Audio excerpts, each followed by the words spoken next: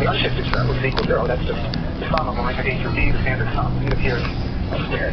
Then, of course, the shift term is just a null vector, so its square is 0, so we only have a linear term. The 2 gets cancelled by the 2 from the cross term, and we now have G minus KA B. So that is what actually shows up in the denominator, and not only is it a polynomial equation, but it's a linear equation, so we can just solve it. We have the location of that pole.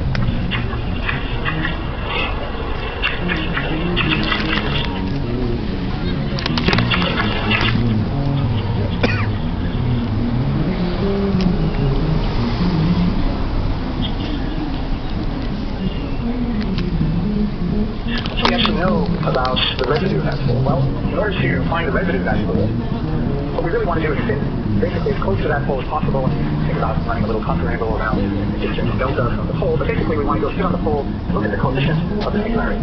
We know, of course, that its linear propagator is linear in the square momentum, so it's a linear pole. So the singularity is z minus dAd. We want to look at the coefficients of that singularity.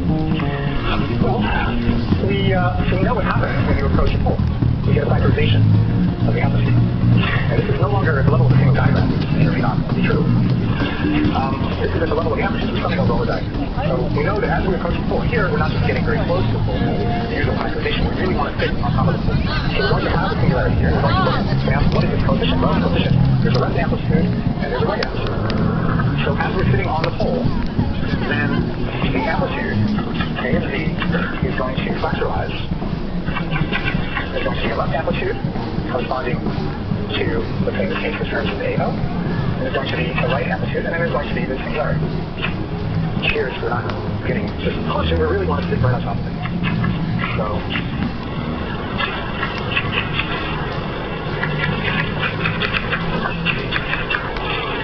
okay, so what about the residue? Well, of course, that momentum is not going to be flowing through either of these two, so there's no multiple poles. That's, of course, consistent with the fact that in field theory, we get a single pole here. We don't get this thing cubed or fifth power or square, there's a single pole here.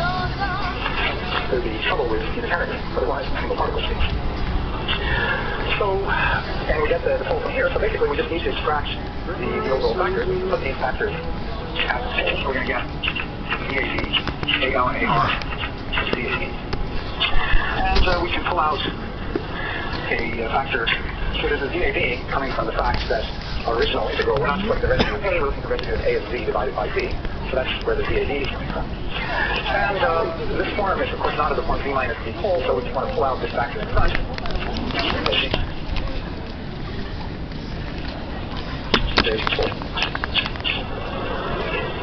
Of course, if we were, the Laurent expansion has other terms, but we're not interested in them because they have the singularities. Well, so the residue now is very simple. Take, to walk some factors of pi here. The residue is very simple to take because we just take the coefficient of the term in the Laurent expansion. Bingo, there we are. And the other thing we can notice is that DAD times this Denorial complex product, well, that actually shows on the denominator, so that product is remarkably enough just the naive momentum flowing through that channel, the unshifted momentum flowing through that channel. That thing, of course, is nowhere near a pole. It's just some momentum invariant squared, some non-zero quantity, but it's the naive thing flowing through there. So that's the residue, and that's it. So notice that, of course, we've had to factorize at least two legs on one side. We have to have at least a 3-point amplitude here. So each of these amplitudes, AL and AR, has fewer external legs than our original amplitude. So we've written an amplitude in terms of on-shell objects that has fewer external legs. Of course, we can iterate this procedure and ultimately get down to something that just has a 3-point amplitude in it. And I'll show you a simple example of how that works next time around. The only twist is that these have to be evaluated at complex values of the external momentum. So they're not the original external momentum. They're shifted into the complex plane by some amount determined by this equation. And we can diagrammatically, if we imagine, for example, that J of L are n minus 1 n, then we can write the recursion relation, on-shell recursion relation in the following form. We can label some of the legs, leave the others unlabeled. So this is a simple form where I am taking this to the adjacent, although there's no, that is not necessary. So now it's going to have a linear number of legs, which in practice that's generally a good thing to do because it minimizes the number of terms, but conceptually it's not special. So we're going to write that in terms of lower point amplitude. So that have the product, each term is the product of two lower point amplitudes for naive propagator. Of course, the thing that I haven't mentioned, but that you have to do, you always have some over all possible internal states that you see there. And in our case, even if we're looking at your gluon, that means it's a positive and negative velocity. And the one subtlety is that all the amplitudes are working in the crossing, in the cross language, where everything is nothing goes to n. That means that when the momenta are directed outwards over here and outwards over here, it means they're going in opposite directions. Remember, when you flip the sign of the momentum, you're also flipping the helicity. So the helicities that you're studying over are opposite.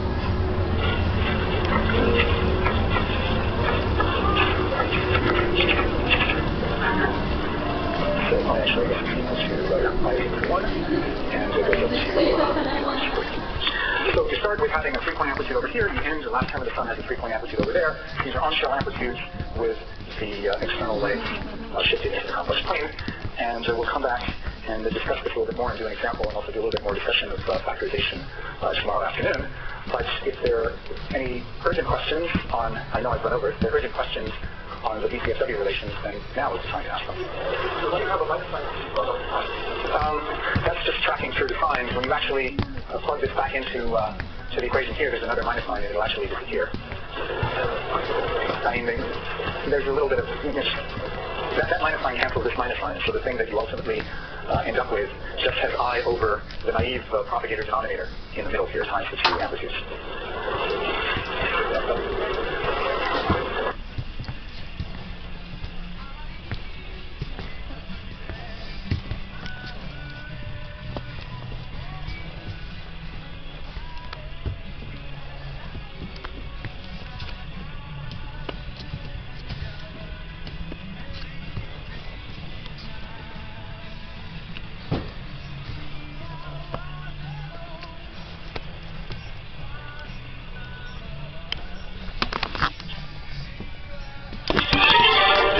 Is brought to you by LMU Munich.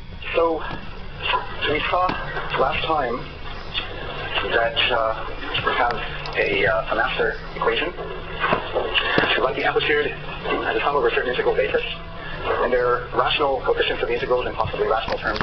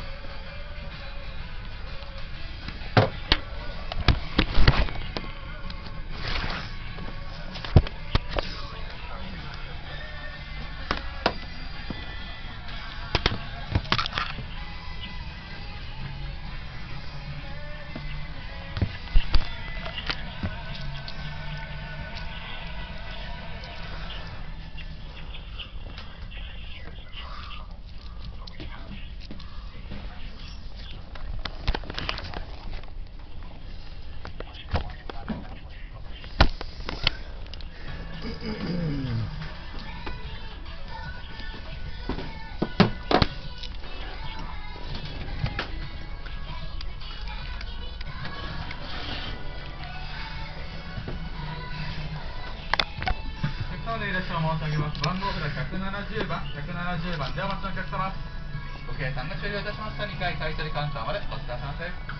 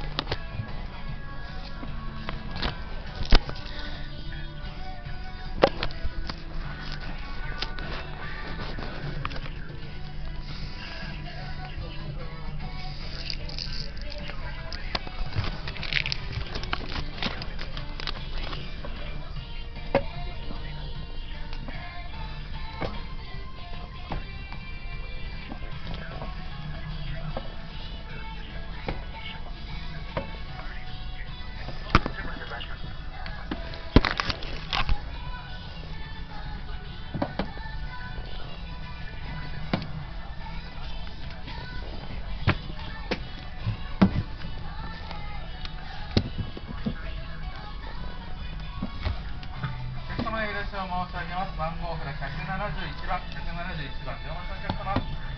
ご計算が終了いたしました。2階買取カウンターまでお待ちください。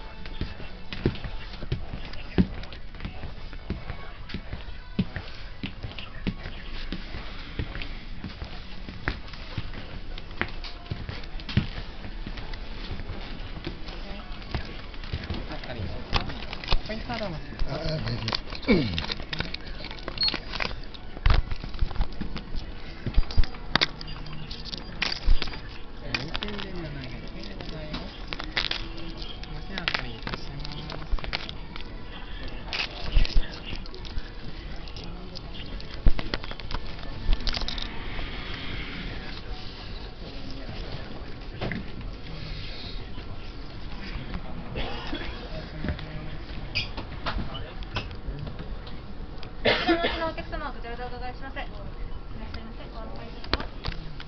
バスの会員カードお持ちですか？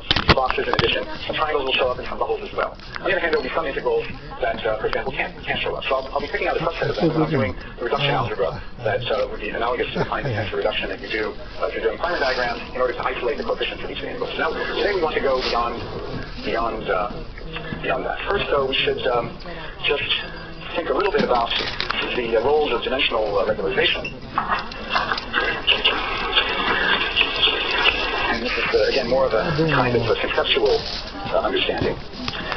So the claim is that using working in dimensional regularization, we'll really be able to extract the entire amplitude. And it's essentially a very sophisticated way of doing dispersion relations. It's true that I'm not actually doing a dispersion integral explicitly, but implicitly I'm going from a base space integral to a loop. And if you think back to the original version 0 of the unitary method, then there was this subtraction constant. And that subtraction constant was associated with the fact that the ultraviolet is that ultraviolet behavior, there's an ultraviolet divergence from the object that we're trying to integrate. So the first thing that dimensional regularization is doing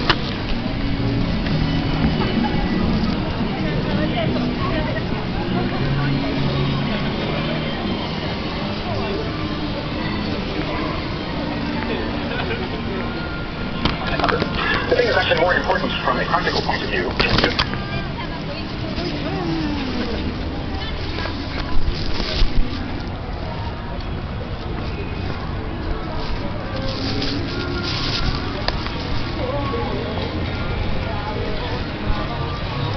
And we're going to be using dimensional regularization for the singular terms in real emission. That will be a separate set of lectures, but we've seen a little bit of a flavor of that in the first lecture. And it's also acting as an infrared regulator in the virtual direction. So all these integrals are going to, in general, have full in epsilon. These guys have just 1 over epsilon. This one is actually finite. And these two integrals have genuine 1 over epsilon squared. The same is true over here. There's a 1 over epsilon squared. This is 1 over epsilon, and this one is finite. And so this one has an ultraviolet 1 over epsilon. In fact, that's the only source of ultraviolet 1 over epsilon. In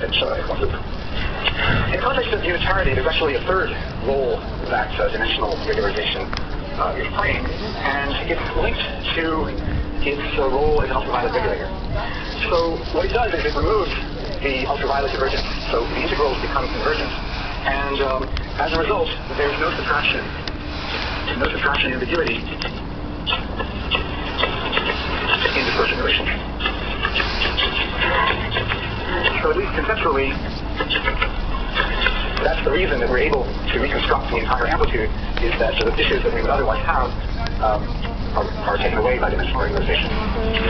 Now, there's also a slightly more down-to-earth way of looking at that. If you remember again, the version 0, in some sense, of unitarity was going from a branch cut to a logarithm. So reconstructing a dispersive part from an absorptive part. And, well, the integrals are fine. All these integrals have branch cuts, and so we can see once we remove the subtraction ambiguity how it is we'll be able to uniquely reconstruct the logarithm in a sense, or the dilogarithm, from branch cuts. But what about those rational terms? Rational terms clearly don't have branch cuts. How am I getting a handle on those? And we're not going to have time, I think, to see that explicitly, but if you do unitarity in 4 minus epsilon dimensions, you can certainly get at those. And the answer is that when we're working in dimensional regularization, of course, we have to change the dimension of the coupling. We're shifting slightly away from 4 dimensions. And what implements that shift in the coupling is that there's always some power, some invariance to the minus epsilon that comes in front.